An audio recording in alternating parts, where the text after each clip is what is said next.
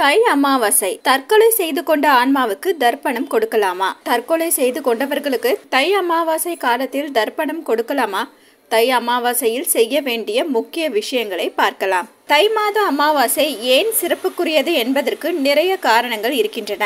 தை மாதம் என்பது தேவர்களுக்கான விடியற்காலை காலம். அவர்களுக்கு பொழுது விடியக்கூடிய காலம் தை மாதம். இதைத்தான் உத்தராயண காலம் என சொல்கிறார்கள். அதாவது பொழுது விடியக்கூடிய காலமாகும்.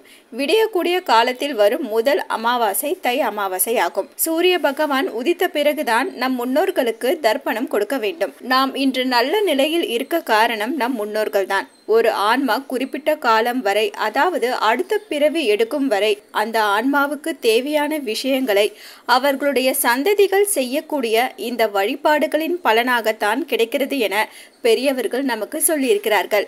இந்த ஆன்மா அடுத்த பிறவி எடுத்ததா எங்கிருக்கிறது என்பதெல்லாம் நமக்கு தெரியாது. அப்போது நாம் நம்மை சார்ந்த முன்னோர்கள் நலமாக இருக்க வேண்டும் என மனதார வாழ்த்துவிட்டுதான் முன்னோர்கள் வழிபாட்டை தொடங்க வேண்டும். தை அமாவாசை காலை 6 மணி முதல் 7:20 மணி வரையும், காலை 9 மணி முதல் 11:55 மணி வரை தர்ப்பணம் செய்யலாம். மாலை விளக்கேற்றி வழிபடும் நேரம் 6 மணி முதல் 7 மணி வரையாகும். காசி கயாவில் முன்னோர்களுக்கு வழிபாடு செய்வது என்பது விசேஷமானது.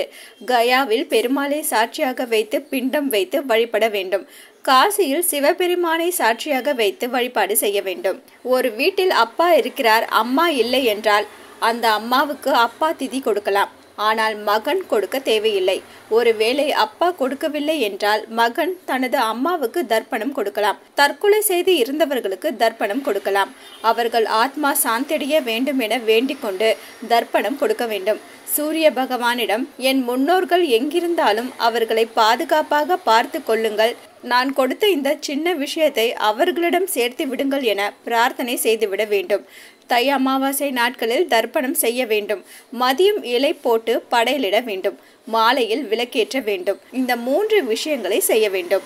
அலோ சிட்டி டிவியை லைக் பண்ணுங்க, ஷேர் பண்ணுங்க, மறக்காம சப்ஸ்கிரைப் பண்ணுங்க.